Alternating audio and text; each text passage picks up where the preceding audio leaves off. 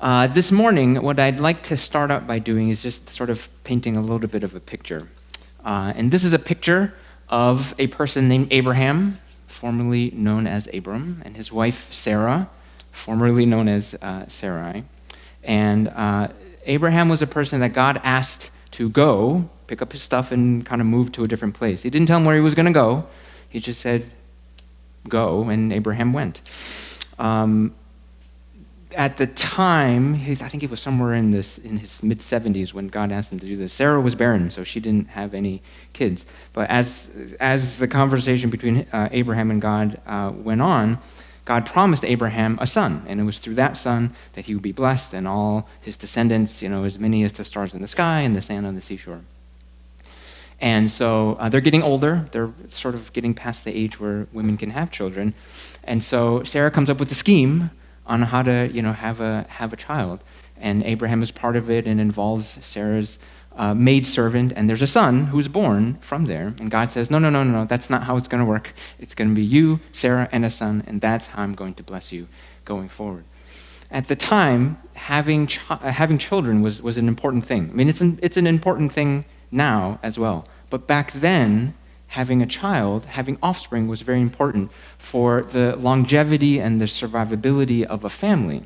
And it was also one of the ways in which wealth could be passed on from generation to generation. So without having kids, then the family just kind of stops there and then it kind of disappears. So having kids is important. Also having a son is very much important, because with the daughter once married would then become part of the family of her husband, and then that would just sort of become part of that. So there's an additional element of having children at the time. Some things happen, they kind of go back and forth. At some point, God comes down to Abraham and says to Abraham, okay, 1 year from now, I'm going to come back and Sarah's going to have a son. Sarah hears it in the tent, she laughs. God says, you laughed. Sarah says, no, I didn't. God says, yes, you did. And then they had a whole thing there. And so there's a promise there from God to Abraham. Basically around that same time, God then tells Abraham, I'm going to go to Sodom and Gomorrah, and I'm going to destroy Sodom and Gomorrah because all of the evil that's happening there.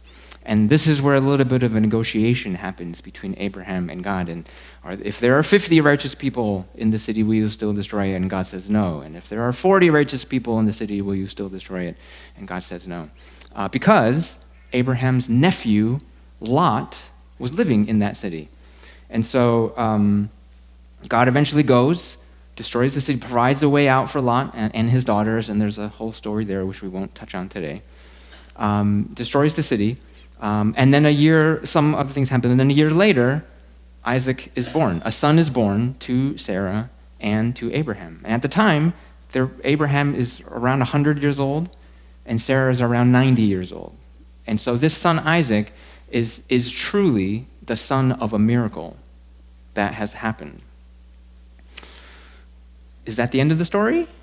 No, it's just the edge of the frame. I'm just giving you the sort of the edge. Just the edge of the painting at this point. If we look in the New Testament, the book of James helps to illuminate this a little bit more. So if you turn in your Bible to James chapter 2, this is the passage that we just heard read. And this is what we're going to start to look at here. So James chapter 2, the book of James is really a deeply practical book, like the way that I read it. There are certainly aspects of theology in James, but it's very, very practical. What you do, what you should do, how you sort of interact, on a daily basis between you and other people.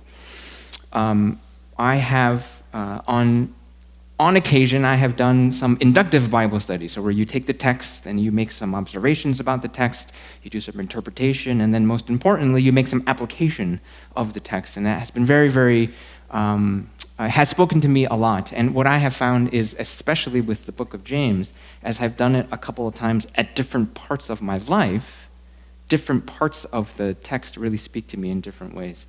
So just as an aside, as a recommendation, some inductive Bible study on the book of James would be, it's highly recommended. Also, what's interesting is if you have ever wondered what it might be like to hear a sermon in the first century, the book of James was written in that way. And so it's almost like being a fly on the wall of a sermon being delivered during that time. And so the way it's written, the way it's kind of structured, there's some insight there as well. So chapter 2, verses 14 through 26, that's kind of specifically what we're going to take a look at for a little bit of time this morning. And it's really talking about faith and what faith really is without some kind of expression of that faith.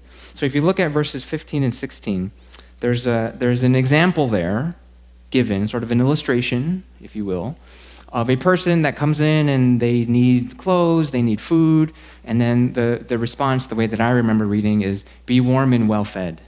And if you don't do anything beyond that, then, sort of what good is that? And what practical thing are you doing if you're just telling them, be warm and well fed? So I'm going to push a little bit more on that, just a tiny bit, and suggest, is it possible that be warm and well fed is the first century equivalent of I'll pray for you? Now, don't hear me wrong. We should absolutely pray for people. We should do that. We should tell people we're going to pray for them, and we should do it.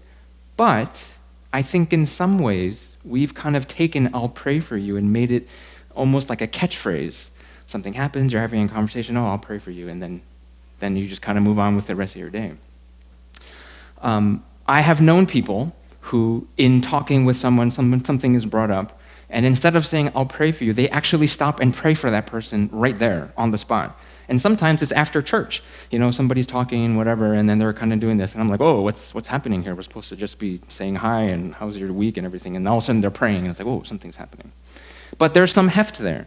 There's something there about not just saying, I'll pray for you, but actually doing that right on the spot. And that has been something that has sort of opened my eyes a little bit. And then taking this passage even further, after doing that, if the person needs clothes and needs food, and then we do something practically to follow up with that, I think there's something to be said about that as well. Verses 19 and 20, if you look at verses 19 and 20, especially verse 19, you believe that God is one, you do well. Even the demons believe and shudder. Who knows what is the first line of the Apostles' Creed? Anybody? Somebody's saying it. What is it? I believe in God the Father, maker of heaven and earth. That's the first line of the Apostles' Creed. In preparing for this, I read a commentary by Matthew Henry. Matthew Henry was a pastor late 1600s into the early 1700s, so a little while ago. And he wrote a commentary on every book in the Bible. So the entire Bible, there is a commentary that he wrote. And it was referenced, from a long time afterward, and it's still referenced today. And is a reference that I use to kind of sort of backstop what I'm reading and talking about here. Matthew Henry said of this verse that if you just know or quote the first line of the Apostles' Creed, you're not differentiating yourself from a demon. Because even demons acknowledge, yes, God is the Father, God created him. They acknowledge that. But their priorities and what they think of and what they do are very different than what we think of and what we do. So again, the idea is the things that you say, just the words that you use, there is something there, but it's not everything. And there needs to be some sort of a combination of action that comes out of that. And we shouldn't stop at just sort of the words that we say. So I want to pause here for a moment and just mention that, we're talking about this, and, faith without works is dead, and you have faith and I have works, and there's all this kind of a conversation about that. There are some that might think that this is a contradiction to some of the things that Paul writes and Paul teaches in Romans, in Corinthians, and some of the other letters that he wrote in some of the books that we read now in the New Testament, where Paul says, salvation is by faith alone. It's the free gift of God. It's by the grace of God that we have salvation, and you can't do anything to earn your salvation. And then they look at this and say, I'm supposed to be doing something, otherwise my faith is dead, and what's happening here? So when I read it, when I look at that, and I look at both of those together, I don't actually see a contradiction. When I read Paul, it really is about God's free gift to us, salvation. and his grace to us, and the only thing we have to do is to accept it. And there is nothing we can do to earn our way to salvation, to heaven. What James is talking about here, again, as I read it, is now that you're saved, then what? What is the fruit of that? Because if you're saved and then you just talk about it, then where does that go? So to me, as I read it, it's not a contradiction. It's actually very complementary. One is the free gift of God. You accept it, and then you're saved. And then the next thing is then what? Afterward, then what? And so I feel like there's a complement there that you can kind of take into account. Verse 21, was not Abraham our father justified when he offered his son Isaac on the altar? And then verse 22, you see that faith was active along with his works, and faith was completed by his works. In some translations, it says his faith was perfected by his works. And so again, it's the idea that it's not just the things that you say, but the things that you say combined with the things that you do that then become an expression of that faith that you talk about, that you're kind of claiming, for lack of a better word. So Abraham, Isaac, offering his son Isaac on the altar, what is that all about? What are we talking about here? To answer that question, turn in your Bibles back all the way to the beginning of the Bible into Genesis chapter 22. Genesis chapter 22. And that gives us an opportunity to come back to the frame of our painting that we were just trying to paint at the beginning. So Genesis chapter 2, what I'll do is I'll just kind of read through it so that we sort of have an idea what we're talking about here. This is Genesis chapter 22, starting in verse 1, going down through, I think, verse 19. After these things are all the things that I just mentioned to paint the edge of the picture. After these things, God tested Abraham and said to him, Abraham, and he said, here I am. He said, take your son, your only son Isaac, whom you love, and go to the land of Moriah, and offer him there as a burnt offering on one of the mountains of which I shall tell you. So Abraham rose early in the morning, saddled his donkey, took 2 of his young men with him, and his son Isaac. And he cut the wood for the burnt offering, and arose and went to the place of which God had told him. On the 3rd day, Abraham lifted up his eyes and saw the place from afar. And then Abraham said to his young men, stay here with the donkey. I and the boy will go over there and worship, and will come again to you. And Abraham took the wood of the burnt offering, laid it on Isaac his son. He took in his hand the fire and the knife, and they both of them went together. And Isaac said to his father Abraham, my father. And he said, here I am, my son. He said, behold, the fire and the wood, but where is the lamb for the burnt offering? Abraham said, God will provide for himself the lamb for a burnt offering, my son. So they went, both of them together. When they came to the place of which God had told him, Abraham built the altar there and laid the wood in order, bound Isaac his son, laid him on the altar on top of the wood. Then Abraham reached out his hand and took the knife. Abraham reached out his hand and took the knife to slaughter his son. But the angel of the Lord called from heaven and said, Abraham, Abraham. And he said, here I am. He said, do not lay your hand on the boy or do anything to him, for now I know that you fear God, seeing you have not withheld your son, your only son, from me. And Abraham lifted up his eyes and looked, and behold, behind him was a ram caught in the thicket by his horns. And Abraham went and took the ram and offered it up as a burnt offering instead of his son. So Abraham called the name of that place, the Lord will provide. As it is said to this day, on the mount of the Lord it shall be provided. And the angel of the Lord called to Abraham a second time from heaven and said, by myself I have sworn, declares the Lord, because you have done this and have not withheld your son, your only son, I will surely bless you, and I will surely multiply your offspring as the stars of heaven and the sand that is on the seashore. And your offspring shall possess the gate of his enemies, and in your offspring shall all the nations of the earth be blessed, because you have obeyed my voice. So Abraham returned to his young men when they arose and went together to Beersheba, and Abraham lived at Beersheba. So that's the story. That's the painting of what we're talking about. And that's the example James is talking about in the New Testament. So let's, again, take a minute here and sort of unpack this a little bit.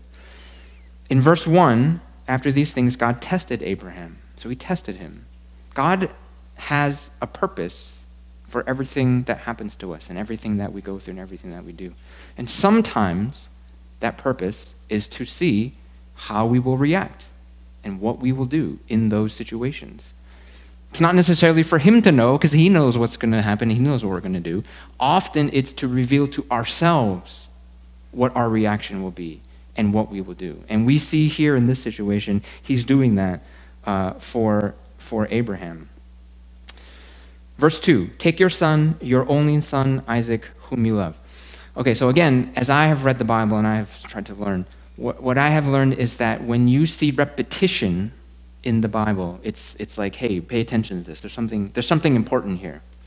When you see repetition twice, where something is said 3 times, it's like a giant exclamation point. Like this is really, really important. Like, holy, holy, holy is the Lord God Almighty. There's a reason why there's 3 holies. It's really emphasizing that point. And so here, take your son, your only son Isaac, the son that you love. So there's an emphasis there on what's happening. So God knows what he's doing. It's not like he just, oh, yeah, your son. Oh, no, it was the other thing. It wasn't something that slipped his mind. He knew what he was doing. He knew what he was asking Abraham. And it's not something that we can just kind of pass by and say, oh, well, that's just something that happened at that time. It was something intentional and something specific. When I read this as a parent, there's a lot of, I wouldn't say mixed emotions. They're just like, wait, what is this all about? All of the emotions that you would think of as a parent being asked in this situation to do this, I think all of that applies, 100%. And I think there's an additional layer because the culture at the time, having a son, that it was the way to kind of keep the family going and to pass wealth on. So not only do all those thoughts as a parent apply, but there's also a very clear idea that God was asking Abraham not just his son, but his family and his future, all together in one ask. And so there are layers to that request, that directive from God, that often we sort of in 21st century America can kind of skip over because we're like, oh, son, daughter, children, yes, this is a huge thing. But there's more there that Abraham would have known in that situation. Even given that, what does Abraham do? Verse 3, early the next morning, he saddled his donkey and then he went. What do we do? When it's clear God is asking you to do something, and it's something, well, should I, shouldn't I, what do I do? What I do is, well, I'll think about it, weigh the pros and cons, I'll pray about it, and see what happens, and just kind of figure, oh, well, is this really something that God's asking me to do, or is it just, something that I thought of on my own? I do think it's something worth considering, especially for parents. I don't know that God has never asked me specifically, give me your 2 daughters in this way. But I think it's something that's worth thinking about. Those of you who are students or single, you don't have kids necessarily, but you have a future. And God is asking of Abraham not just a child, but also his future as well. So really, I think the question here is, how tightly are you holding on to things? How tightly in your hand are you holding on to things? I can tell you, for me, one of the things that I have held very tightly to in my life is the way that people see me, the way that people perceive me. When I was young, from kindergarten to 5th grade, I went to a Christian school in Syracuse. And even in that Christian school, people would make fun of me, like my eyes and, all this whatever Chinese stuff. Because I was pretty much the only Chinese kid besides my 2 brothers in the school.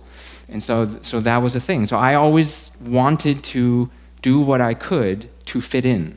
and to not be different and not be sort of pointed at in different ways. And then after 5th grade and 6th grade, from middle school into high school, I went to public school, which, junior high, public school, there's always this, hey, how do I fit in and what do I do? But for me, I think it was amplified just because of some of the stuff that I had grown up with. And then into college, what it turned into was, I'm at church, here's the things that I do at church, Bible quizzing and youth group and all this stuff. And then now I'm in school, and here I'll talk about my school stuff, and I'm in band, and I'm doing all this stuff and whatever. And it was very rare that those two would ever cross. Because if I talked about church stuff in school, it's like, oh, that's another weird thing for this person. So then, what does that mean? So that sort of became a thing for me of how people see me, and then what I did or didn't do to then bring that out. And so that's the thing that I have held on to very, very tightly. I am learning, I'm still learning, that that's something I should let go of, and to let God come in and take that and not worry so much about what it is that people think about me, and just see what God says and then go. But that's something that I have in my hand, and something that I, have have held on to. Think about it. The things that you hold on to. It may not be that. It probably isn't that. It could be something else. But what are those things that you're holding in your hand that God's asking you to let go? Verse 5. Abraham said to his young men, "Stay here with the donkey. I and the boy will go over there and worship and come again to you." There is an anchor there. Abraham says, you two stay here. We're going to go over, and then we're going to come back. If you fast forward all the way to Hebrews, you'll see some conversation there about somehow Abraham had this thought that God would do something, and then Isaac would come back. Abraham had an anchor in God's promise that regardless of what happened, that promise would still be fulfilled in some way. He didn't know how, but in some way. And so as you're thinking about the things that you're holding on tight to, let God and his words and his promise be that anchor, and to let your hand open up a little bit. And that's what we see. That's what I see here in verse 5. If you look forward down into verse 9, Abraham gets up there, gets to the mountain, and he's building the altar, getting the wood and putting it all together. You really have to kind of think in your head, how many altars has Abraham built before this? I mean, he's like 100-something years old at this point, so it's not like this is his first time. In fact, in Genesis, prior to this, there's a couple specific times where it's documented he was building an altar. But this one's different, because he knows what's going to happen on top of the altar when he's finished building it. So there's a nuance there. Verse 10 to me is the point of no return. By the time we get to verse 10, Abraham reached out his hand and grabbed the knife. In his mind, he has already let Isaac go. That's it. There at that point, what is going to happen, and he's already past that point. Again, I ask myself this, and then by proxy, I ask you. The things that God asks us to do when they're very difficult, sometimes, I find myself being very busy. I have to put the wood together and build the thing. I'm very I got to do all these things. Sometimes it's, as I'm doing that, okay, well, should I go left? Should I go right? God asked me to go left, but if I went right, then what would happen? And then, or it's, oh, this took so long to build. Well, now I can't do it anymore. Oh, so the thing God asked me, we used to have this term in the military, overcome by events. Oh, it's too late. I can't go back and do it anymore. There's this sort of concept that I'm doing all these things, I'm doing what God asked me to do, but it's like I'm really kind of looking for something else to happen to kind of kick me off that track, so I don't actually have to go through and do the thing that God was asking me to do. What we see here is that Abraham was decisive. Within 3 days of getting instructions from God, he had a knife in his hand. Within 3 days. I look at that, and it's deeply convicting to me. Because, I'll probably say this again later, but I have been asked by God to do things a lot less difficult than what he asked Abraham. And yet I find myself hesitating a lot more than Abraham hesitated. And I look myself in the mirror, I'm like, well, why is that? When I'm being asked to do something a lot simpler, with a lot less repercussions, and yet there's that hesitation. And why is that? And that's a question I have to continue to ask myself. Before we go too far, I don't want to blow by verse 6. So if you hop back up to verse 6, Abraham took the wood of the burnt offering, laid it on Isaac his son, took in his hand the fire and the knife. I've read this story many times, and I would guess that many of you have also read this story and know the story. You're very, very familiar with this story. This time, when I was reading it and I was preparing, this verse jumped off the page and just grabbed me.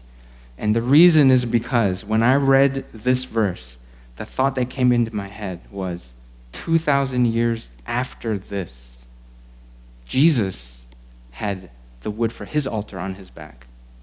And his father had in his hand the fire and the knife.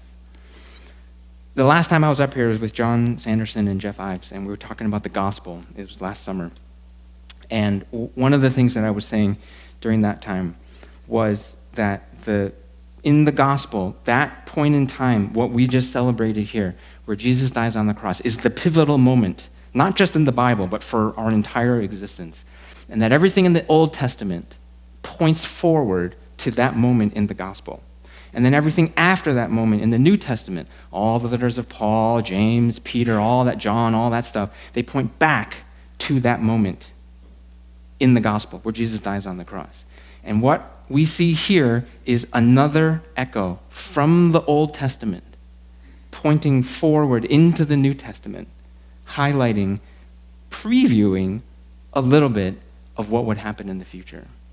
And so there's a lot of depth there. There's a lot of meaning there that if you look at it and you read it in that way, there's almost a different light that turns on when you take a look at it. Okay, so that's why I didn't want to blow by verse 6. Back to Abraham. If you look at verse 11, this is where the angel stops Abraham. Verse 12, he said, "Do not lay your hand on the boy or do anything to him, for now I know that you fear God, seeing you have not withheld your son, your only son, from me." Then he sees the ram, sacrifices the ram instead.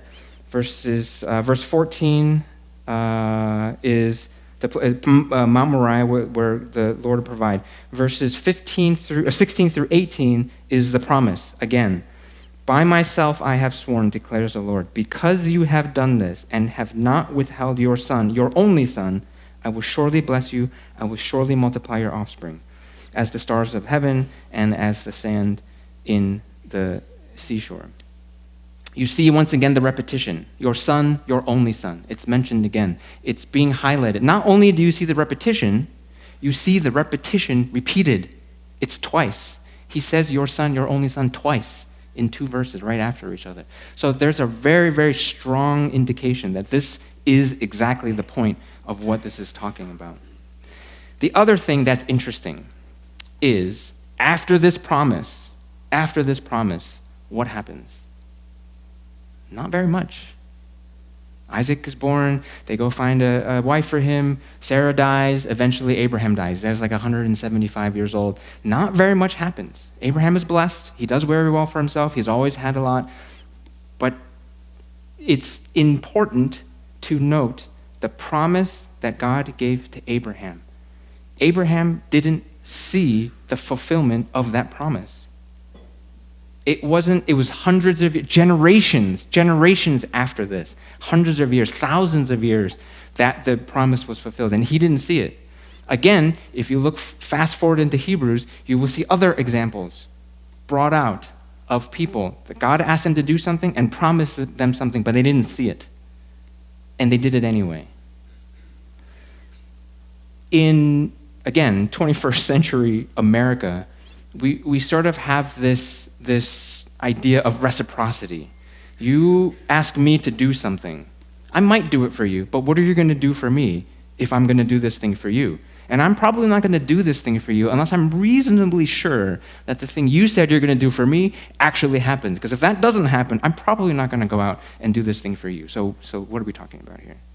And there's this idea of back and forth. I won't do this unless you do this. But we don't see that here in Abraham. There's a promise. It revealed to both Abraham and to God how Abraham would react, but he didn't actually see what came out of that promise. And yet he did it anyway. I think the bottom line is we just need to obey. We might not see the fruits of the things that we do, but we just have to do it. I'm an engineer. I like to see the plan, and I want to know that if I step on this thing, it's not going to collapse so that I'm not, on the floor or whatever. But God just says, go.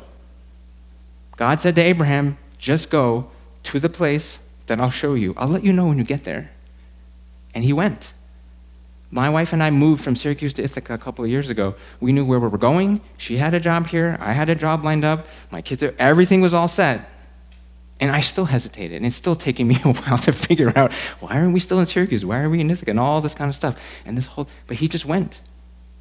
He just went. He just did it. He executed. He was decisive. And there's something there that when you read things like Abraham believed God and it was credited to him as righteousness, here in the New Testament, Paul says it a couple of times. We just read it in James. This is one of the reasons why. This is one of the reasons why that is being said. There are other examples. If you think about somebody like Noah, hey, go build an ark in the middle of somewhere. I don't know how close they were to water. Probably not that close. There was probably, it doesn't say this because I checked, there probably was some social pressure from people like, hey, what is this guy trying to do? What is this thing that he's building? But he did it anyway. Daniel, don't pray to anyone except for Nebuchadnezzar. And if I catch you praying, I'm going to throw you into a cave, lock you in with a whole bunch of lions in there. And what does he do next? He goes and prays. Because this is what he does. This is what happens. Jeremiah, asked by God to speak words to his own people, words that he knows those people will not like. And he does it anyway, at the cost of his own personal freedom on several occasions, his own personal well-being, being thrown in a pit, being locked in stocks overnight, being in house arrest. He did it anyway. Nehemiah, when they're in exile, goes to the king in exile and says, hey, I want to go back and rebuild the wall and rebuild the city, our city, the one that you took us out of to come here. And it happens. God, through his grace, allows him to go back, empowers him to go back, and then he does that. Rahab, which was mentioned in James, and which Pastor Matt talked about at least twice over the last month or so. We know that story. Oh, we're very fearful. We understand your God. That, we're very scared. But then she actually provided a way for the spies to get away. So there was action there. There was something that she did that happened. Shadrach, Meshach, and Abednego. I'm going to take 2 seconds here and just dig a little bit deeper into Shadrach, Meshach, and Abednego. Daniel chapter 3. You don't have to turn there. I'm going to put it on the screen in a second. Nebuchadnezzar builds a whole thing. When the music plays, everybody needs to bow down to this image that I built. Music plays, those three don't bow down because we only bow down to God. We don't bow down to this thing. King finds out, he's very angry. He's very angry. It's like this whole anger issue thing that he has. Calls him to the carpet, says, okay, one last chance. I'm going to play the music now, and if you don't bow down, I'm going to throw you into the oven, basically, and kill you. This is what's going to happen. And he says, once I do that, what God can save you from my hand? This is what it says, Daniel chapter 3, verses 16, 17, and 18. Shadrach, Meshach, and Abednego answered and said to the king, O Nebuchadnezzar, we have no need to answer you in this matter. Okay, they weren't being offensive. They weren't saying, we don't have to answer you. The rendering of the text is more like, we don't have to think about our answer. We don't have to consider it. We know what we're going to say. They were actually being respectful, but saying, we don't have to think about this. We know what we're going to say. Verse 17, if this be so, our God, whom we serve, is able to deliver us from the fiery furnace, and he will deliver us out of your hand, O king. Verse 18, this is the pivotal verse. But if not, be it known to you, O king, that we will not serve your gods or worship the golden image that you have set up. So what you see in verse 17 is the profession of faith. Our God will save us from the fiery furnace and from your hand. Verse 18 is the expression of that faith. Even if he doesn't, we're still not going to bow down. So you see that combination right there. Now, when I read this, again, this is a story that's probably very familiar. It's very familiar to me. It's something that you've probably read and known for a long time. When I read this time, what I saw in verse 17 was, let this cup pass from me.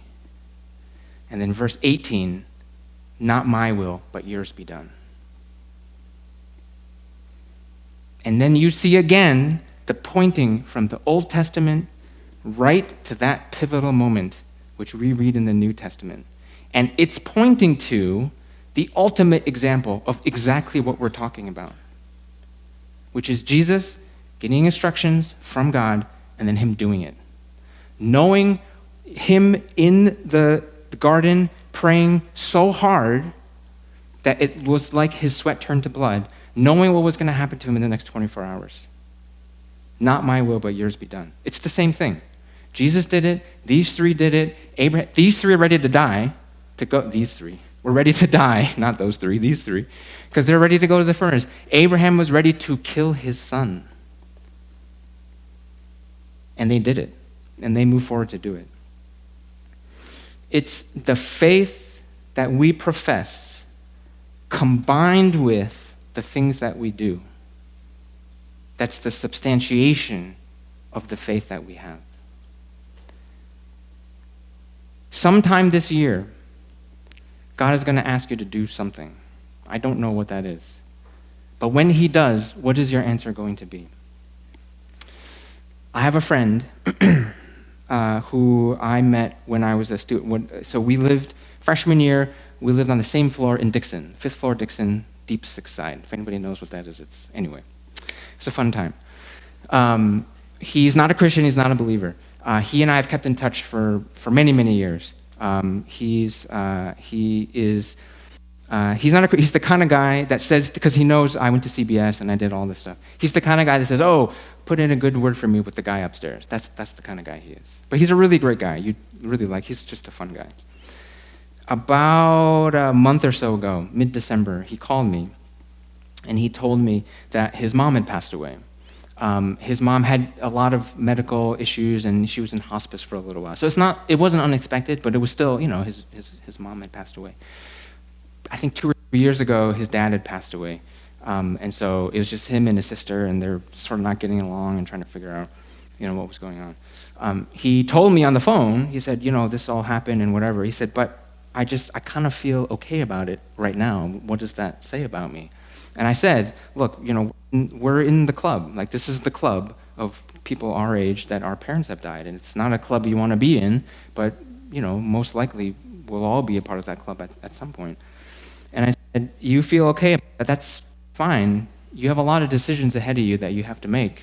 Just give it some time. When you get to the point where things start happening, you want to talk, give me a call. We'll just do whatever. But don't feel whatever about it. It is a little bit more complicated because 2 weeks before that, at the beginning of December, he just got laid off from his job, where he was for, 10 plus years doing something. So he's in this place where he's just not sure where to go and what to do. And so what I told him was, I'll pray for you. I did actually pray for him. I did actually do that. Because when I drive to the office, it takes me a couple hours to get there. So I prayed in the car on the way to the office. The next day, it was actually the next day that I prayed for him. This is actually true. So I prayed for him, and as I was praying for him, what I was praying was that God would just reveal himself to my friend, that maybe he would bring somebody into his life that would show, the love of Jesus to him, and then really just be able to kind of speak into his life and let him know what Jesus has done and how he could be a part of that. As I was praying, it wasn't a voice in my head. It wasn't that. But it was so clear. It was like a light turned on. The thought in my head was, you're that guy. You're the guy I put in his life to show him me. You're praying for all this to happen. You're the answer to that prayer. And from a guy who's just, a little bit shy and just very introverted and wants to fit in and wants to be, I'm a middle child too, so it's like I figure out what everybody's doing and I try to bridge the gap and don't be the thumb that sticks out. To have that ask of me is a big thing for me to do, because that's me stepping out and saying, oh, let me push you a little bit on this, and here's why. And that's a thing for me. Sometime this year, God is going to ask you to do something. Maybe it's a career thing. Maybe it's something with your job. Maybe it's something with some people you work with. Students, maybe it's something about, what your major is going to be, what you're going to study, what are the extracurricular activities that you're going to take on. Maybe it's church. The things that we do here in this building, on this campus, in the other buildings that we have here. Maybe God's going to ask us to think differently about some of the things that we do here. When that question comes, what is your answer going to be? My challenge to you is to think about this, is to think about what that would be and where you're going to put yourself, and to take time now to consider what Abraham did, what these three guys did, really what Jesus did, and what that means practically for you, so that when that question comes, you can, early the next morning, get your donkey ready and then go.